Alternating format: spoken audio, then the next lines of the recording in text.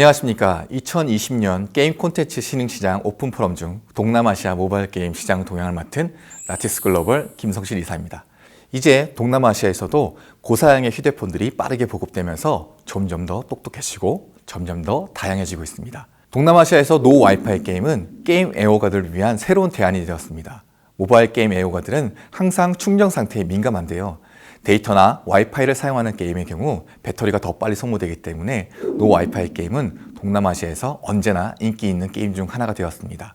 오프라인 게임으로도 불리우는 이 게임은 이제 구글 플레이 스토어와 애플 앱 스토어에 별도 카테고리가 생겨날 정도입니다. 요즘 동남아시아 대부분의 대도시 지역에서는 모바일 데이터가 널리 보급되어 있습니다. 하지만 아직 주요 도로나 일부 지역에서는 간헐적으로 끊기는 현상이 계속 발생하고 있습니다. 이동 중에 와이파이나 데이터를 연결해야 하는 모바일 게임을 실행하려면 연결이 어렵거나 끊어질 수 있어서 점점 더 많은 유저들이 언제 어디서나 시간을 보내기 위해 캐주얼 오프라인 게임을 즐기고 있습니다. 무선 네트워크 시장 조사 기관인 오픈시그널은 최근 전 세계 100개 국가에서 멀티플레이 모바일 게임의 플레이 경험 만족도를 수치화하였는데요. 네트워크 환경이 게임에 미치는 영향을 정량하기 위해 다양한 장르의 게임을 테스트하였습니다. 네트워크 지연 현상이 민감하고 승패에 큰 영향을 끼칠 수 있는 장르인 스포츠, 모바, 배틀로얄도 조사에 포함되었습니다. 표를 보시면 0에서 100구간까지 점수를 구분하였는데요. 점수가 낮을수록 해당 지역의 게이머들은 멀티플레이어보다 싱글플레이 게임을 선호할 것이고 멀티플레이 게임을 이용하더라도 와이파이의 안정된 환경에서만 원활한 이용이 가능하겠죠. 동남아시아 지역의 국가별 점수는 다음과 같습니다. 싱가포르가 가장 네트워크 환경이 원활하고 인도네시아 지역 환경이 다소 낮게, 필리핀 지역이 가장 열악한 환경으로 조사되었습니다. e스포츠가 가장 발달한 국가 중 하나인 미국도 이번 조사에서 73점대를 받아 35위에 그쳤고 한국 역시 79점대를 기록하면서 14위를 차지하는 데 그쳤습니다. 유럽 지역이 상위권을 휩쓸었고요. 유럽 외 지역에서 20위 내에 진입한 국가는 호주, 한국, 싱가포르, 일본 4개 국가뿐입니다. 아시아 지역의 국가들은 네트워크 환경 격차가 클 수밖에 없는데요. 동남아시아 시장에 모바일 게임을 런칭하는 경우 각 나라별 네트워크 상황에 맞는 전략이 필요할 것으로 보입니다. 현재 동남아시아에서 모바일 사용자 중 전체 80%가 안드로이드입니다. 안드로이드는 가장 인기 있는 모바일 OS로 사용되고 있는데요. 뉴즈에 따르면 가장 인기 있는 브랜드로 삼성, 샤오미, 화웨이 등을 꼽고 있습니다. 현재 동남아시아의 대다수 스마트폰 기종들이 2기가 램을 적용하고 있는데요. 시장 내 상위 10개 모바일 게임은 2기가 램 모델을 기준으로 지원되고 있습니다. 무료 게임 순위인 라이트 버전 게임 중 일부는 1기가 램 모델을 지원하기도 합니다. 하지만 3기가 램 이상의 스마트폰 사용자가 최근 급증하였는데요. 동남아시아 시장에서 성공하려면 최소 2기가 램 모델에서 게임이 가능하도록 최적화가 필요할 것 같고요. 적어도 내년부터는 최소 3기가 램 모델의 기준인 지원이 필요하지 않을까 생각이 됩니다. 동남아시아 네트워크 환경으로 인해서 최근 라이트 버전이 출시되고 있습니다. 라이트 버전은 파티클 효과와 리소스가 많은 텍스트를 제거하기 위해서 더 낮은 스마트폰 사양으로도 게임을 충분히 즐길 수 있도록 제작된 버전입니다. 가장 대표적인 게임이 펍지 라이트 버전인데요. 펍지 라이트 버전은 거의 모든 안드로이드 장치에서 실행이 가능해졌습니다. 펍지 라이트 버전은 펍지 모바일 오리지널 버전보다 12% 이상, 경쟁 게임인 포트나이트 모바일보다 38% 이상 더 높은 실행률을 보이고 있고 동남아시아 시장 내에서 1억 이상의 다운로드 성과를 만들었습니다. 수년 동안 페이스북, 트위터, 메신저 등 여러 SNS 앱들이 라이트 버전 앱을 지원하고 있습니다. 라이트 트렌드는 이제 모바일 게임으로도 이어지고 있고 이로 인해 더 많은 다운로드와 매출이 발생하고 있습니다. 2019년 뉴즈 신규 보고서에서 동남아시아를 세계에서 가장 빠르게 성장하는 모바일 게임 시장으로 발표했습니다. 2019년 전체 게임 시장의 매출은 전년 대비 17% 성장한 30억 달러로 보고되었습니다. 전 세계 많은 퍼블리셔들은 이미 동남아시아 시장을 목표로 성공적인 결과를 만들어가고 있습니다. 동남아시아 지역 전체 게임 시장 매출에서 모바일 게임 매출은 69.4%를 차지하고 PC는 22.3%, 콘솔은 8.3%를 보고되었습니다. PC와 콘솔 판매도 약간 증가했지만 모바일 게임 매출은 여전히 압도적인 성장을 보이고 동남아시아 지역 게임 시장을 장악하고 있습니다. 동남아시아 지역 게임 시장에서 성공을 하기 위해 많은 퍼블리셔들이 모바일로 주량하였습니다. 현지 사용자들에게 PC나 콘솔에 비해서 저사양 스마트폰 기기를 더욱 저렴하게 구입할 수 있고 접근성이 높아졌기 때문입니다. 동남아시아 시장에서 가장 성공한 모바일 게임 퍼블리셔 중 하나는 현재 C그룹인 가레나입니다. 중국 기업 텐센트의 게임을 동남아시아에서 현지화하고 출시하면서 명성을 쌓아왔습니다. 지난해 C그룹은 최초의 오리지널 IP인 가레나 프리파이어를 출시하면서 선풍적인 인기를 끌었습니다. 이로 인해 동남아시아 지역 내 C그룹 매출이 급격하게 증가했는데요. 그 중에서도 태국이 가장 많은 수익을 창출하였습니다. 텐센트는 매출 수익을 더 높이기 위해서 동남아시아 대부분 시장에 PUBG 모바일 배틀그라운드를 출시하기로 결정했습니다. PUBG 모바일 배틀그라운드 모바일은 베트남 현지 회사인 VNG의 매출을 크게 증가시켰고요. 동남아시아 지역에서 가장 주목받는 회사로 성장하게 된 원동력이 되었습니다. PUBG 모바일의 인기로 인해 텐센트는 동남아시아 지역 최고의 게임 퍼블리셔로 자리 잡았습니다. 텐센트는 여기에 그치지 않고 동남아시아 환경과 단말기 사양을 모두 수용하는 PUBG 모바일 라이트 버전을 출시하여 더욱 점유율을 높이고 있습니다. 동남아시아 지역 진출에서 나라별 시장마다 선호도가 크게 다르기 때문에 모바일 게임의 성공적인 출시를 위해 철저한 시장 조사 후 출시를 진행해야 합니다. 동남아시아에서 작년에 가장 인기 있었던 장르는 단연 FPS입니다. 동남아시아 빅6 국가를 포함해 인도네시아에서 FPS 장르가 60% 이상 점유율을 차지하였습니다. 1위 FPS 장르와는 많은 차이가 있지만 상위 2, 3위 게이밍 장르는 수치상 매우 비슷한 모습을 보입니다. 어드벤처 게임은 약 27%를 차지하며 베트남에서 매우 인기 있는 장르입니다. MMORPG 게임은 동남아시아 지역에서 약 26%로 3위를 차지하고 있습니다. 구글 트렌드에 따르면 MMORPG는 싱가포르에서 가장 인기가 높습니다. 멀티플레이어 온라인 배틀 아레나인 모바와 최근 배틀로얄 장르도 동남아시아의 또 다른 인기 장르로 떠오르고 있습니다. 동남아시아의 현지화는 현지에 자리 잡은 회사에게도 매우 어려운 일입니다. 노컬 시장에 익숙하지 않은 사람들은 동남아시아 시장의 다양한 문화와 언어적 환경이 까다로울 수밖에 없는데요. 싱가포르와 필리핀의 유저들은 영어에 어느 정도 익숙하여 영어 버전 게임에 크게 거부감이 없습니다. 태국은 동남아시아에서 가장 크고 유명한 시장 중 하나이지만 영어 능력에 관해서는 다른 지역에 비해서 훨씬 뒤떨어져 있습니다. 현지화는 각 국가에 맞춘 다양한 문화와 게임 라이브러리로 제공한다는 것인데 이러한 점은 특정 국가에서는 성공적일 수 있으나 다른 나라에서는 현지화 및 인프라 제한으로 인해 출시에 문제가 생길 수도 있습니다. 더 많은 유저 확보를 하기 위해 현지화 계획 없이 무작정 시장에 뛰어들게 된다면 좋은 결과를 얻기 힘들 것입니다. 영어 기반으로 동남아시아의 동시 런칭 이후 반응을 보고 매출이 나오는 국가에 추가 마케팅을 진행하는 방안은 바람직한 전략이 아니라고 생각됩니다.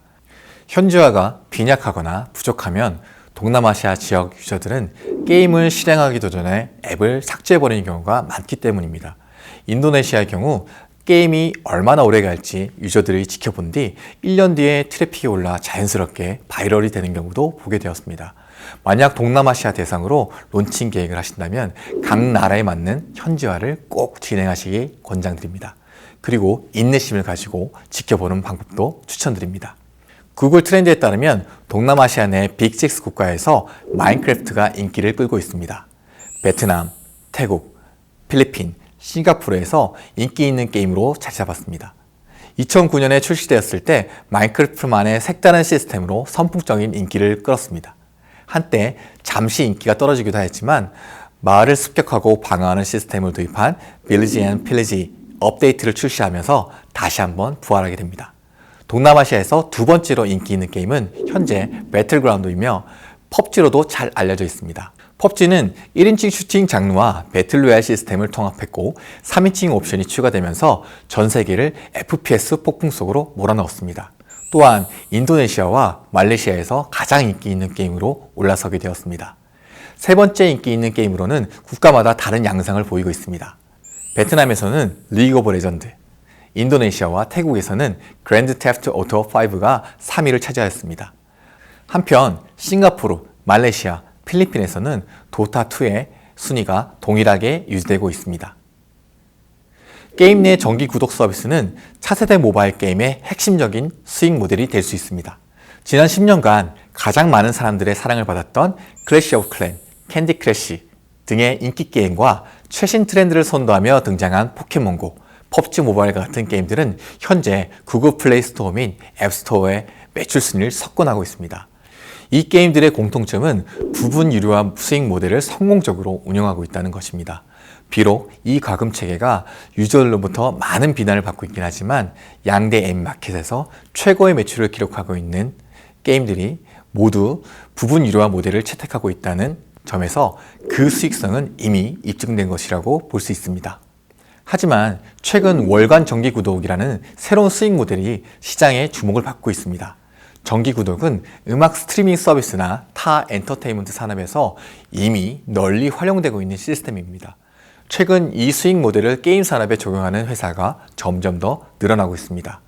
예를 들어 PUBG 모바일은 프라임 플러스라는 두 가지 형태의 정기 구독권을 판매하고 있습니다. 프라임 구독권 이용 시 1달러라는 저렴한 가격에 1일 로그인 보상으로 게임 통화를 획득할 수 있습니다.